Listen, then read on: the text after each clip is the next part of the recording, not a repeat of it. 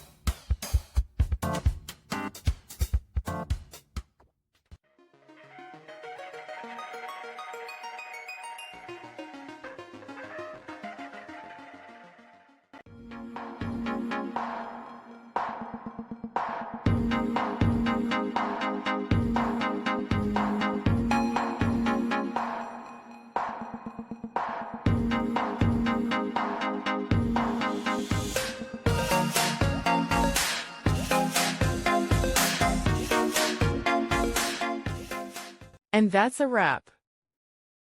I hope you found the answer you were looking for. If you did, take a second to hit that subscribe button. It really helps out. And let me know in the comments which solution worked best for you. See you next time in the debug zone.